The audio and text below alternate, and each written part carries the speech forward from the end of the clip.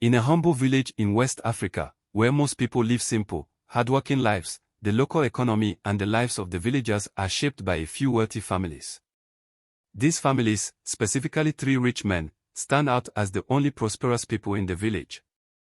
Though they live comfortably, they have also shown kindness over the years, assisting both the king and the villagers in times of need. The villagers, on the other hand, are poor and struggle to make ends meet.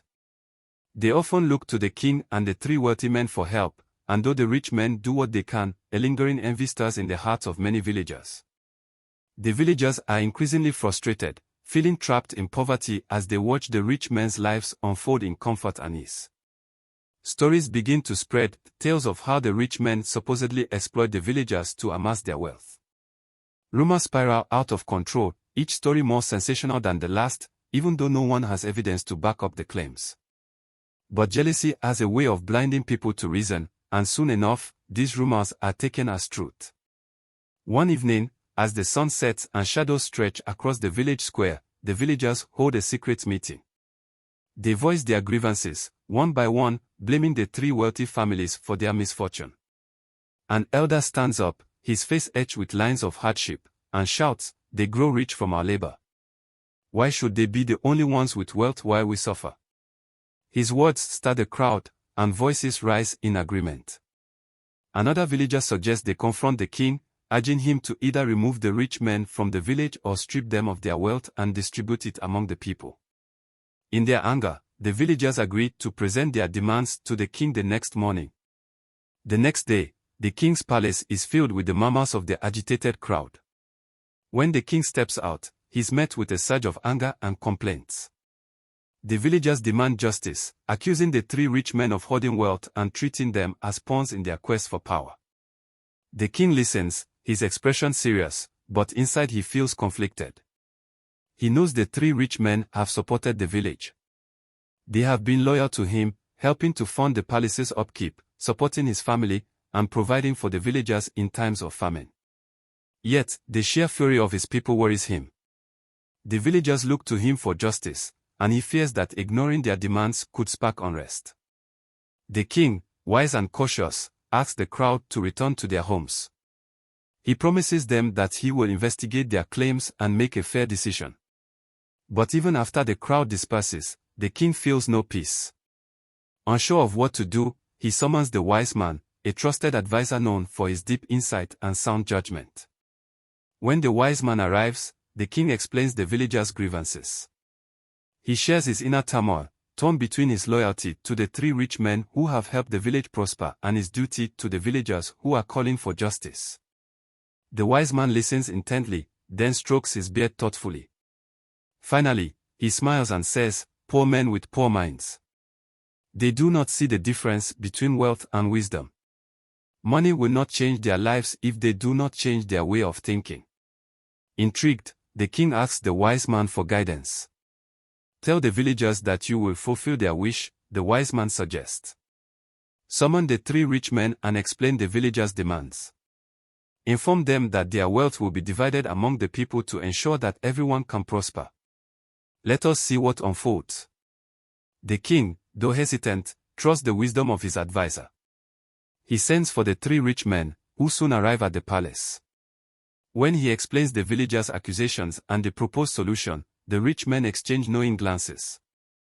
Despite their sadness at being misunderstood, they agree, trusting that their wealth will soon return to them. "Do as the wise man suggests," they say, "and we will begin again from nothing." The king calls a gathering at the palace, where all the villagers eagerly await the outcome.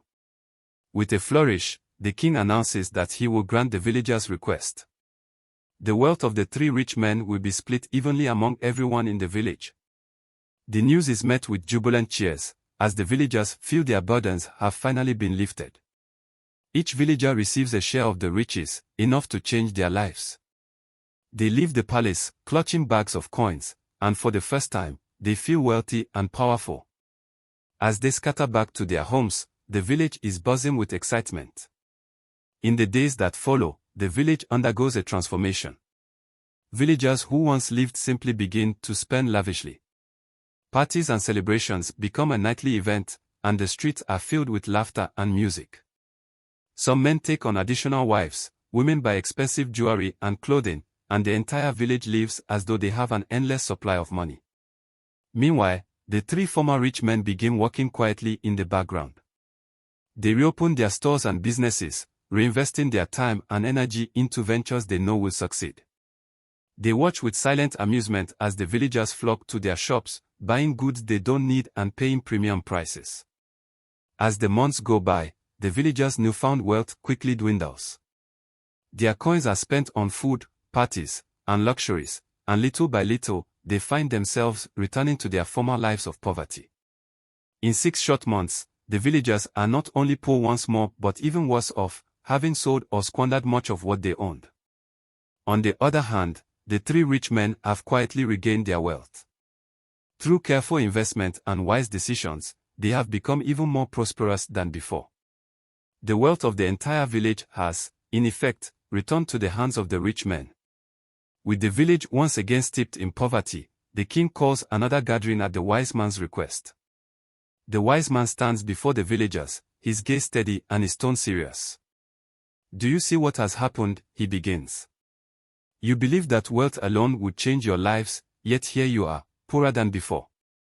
True wealth is not found in money but in wisdom and discipline. Without understanding, a man can be handed the riches of the world, and he will still lose it all." The villagers listen in silence, humbled by the wise man's words. They realize their mistake, understanding now that jealousy and greed had clouded their judgment.